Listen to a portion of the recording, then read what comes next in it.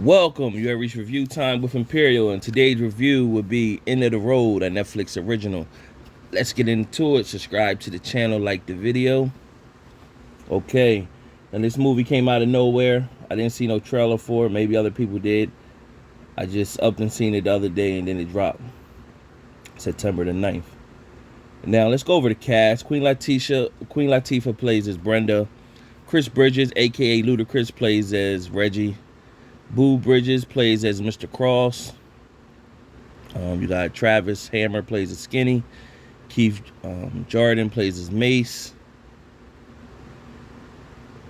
Machala Lee plays as Kelly Freeman.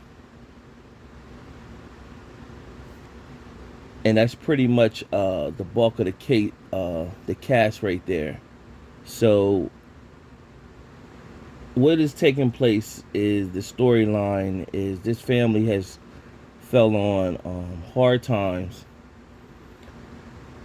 The dad of the family, who was pretty much the rock. Oh, I left one other actor out. Sean Dixon plays as Cam, the son. So the family's fell on hard times. There was a father, he passed away, and Brenda lost her job, which required her to move to Texas with her mom and the kids, along with her brother Reggie.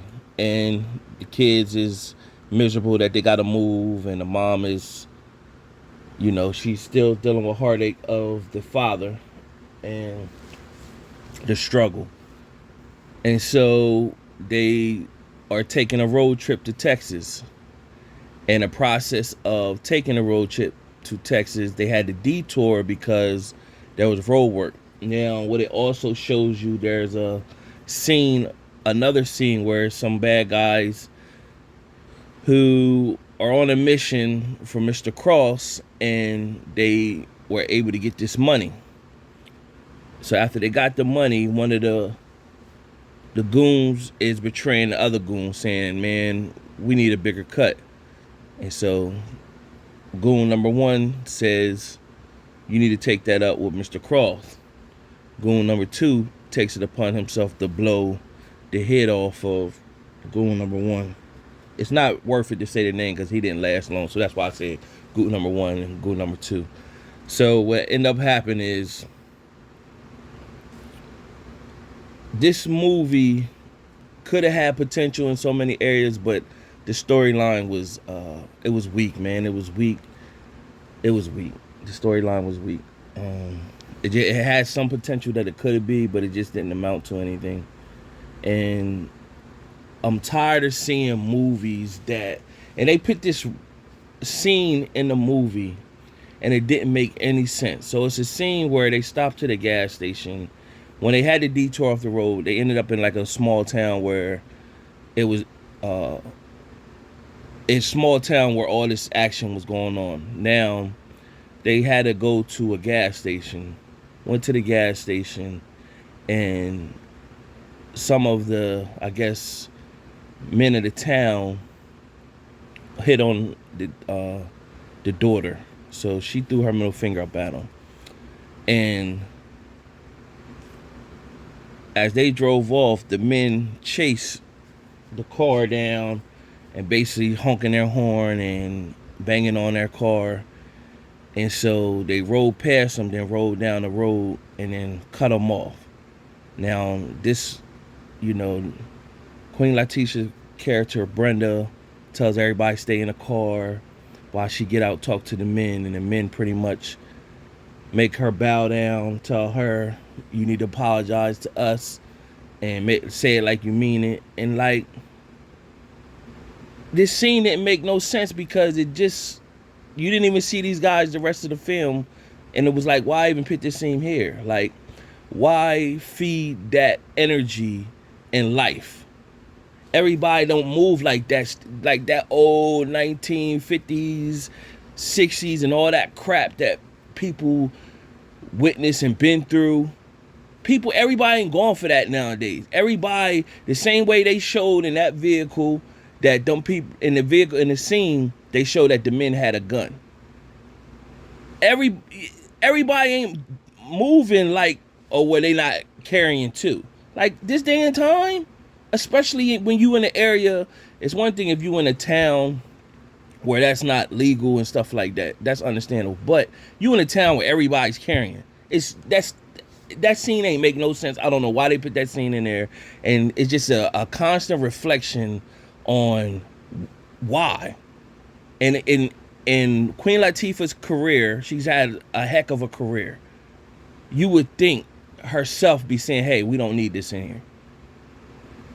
Especially for my people. We don't need this. We gotta write this better. These ain't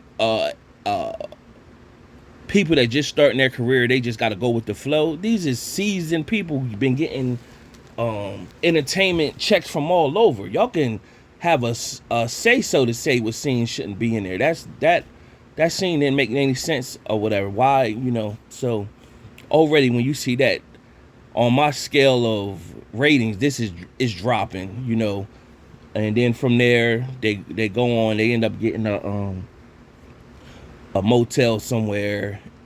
It just happens to be the motel of the goon who stole the money. In the middle of the night, they hear talking and fussing and fighting, and they hear a gunshot. After they hear that gunshot, Brenda runs over, being a savior, saying she was a EMT, and she's going to help the young man. He's bleeding out. Cops come. She gave her story, not knowing that the money that he took was hid underneath in the bathroom. Meanwhile, Reggie, the brother, took the money. Now, she got a anonymous call saying, hey, we know, from a female on a robotic voice saying, hey, we know you took the money, want the money back. She like, I don't know what you're talking about. See, Reggie at the time didn't say that he did take the money. So this money, that starts a whole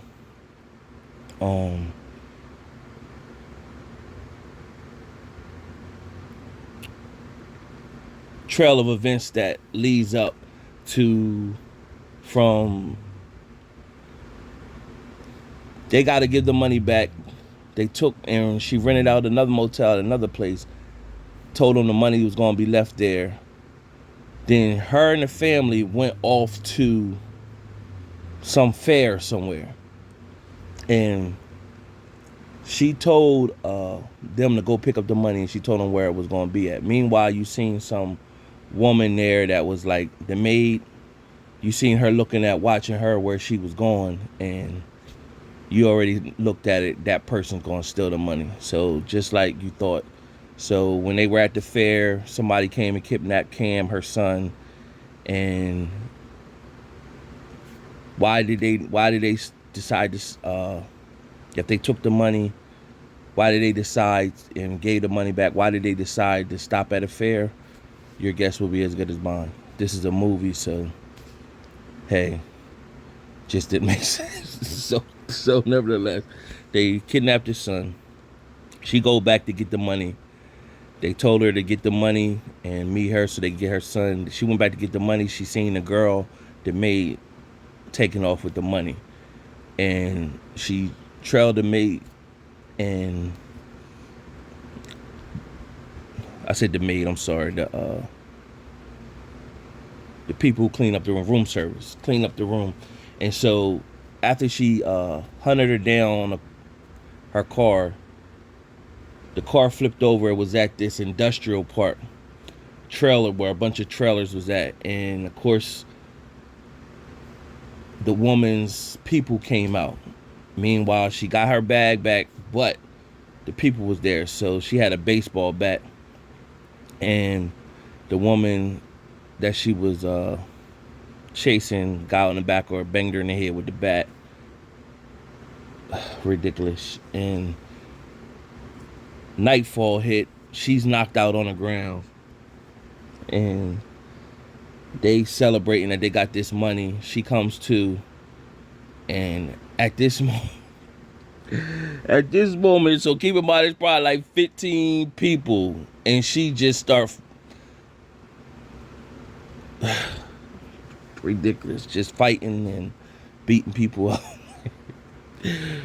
And she just was just breaking loose. She ended up getting a gun, and how she eventually got away, she said, "You better get his money back, because this guy, Mr. Cross, he wants this money." So when she said the name, everybody knew it was hit for.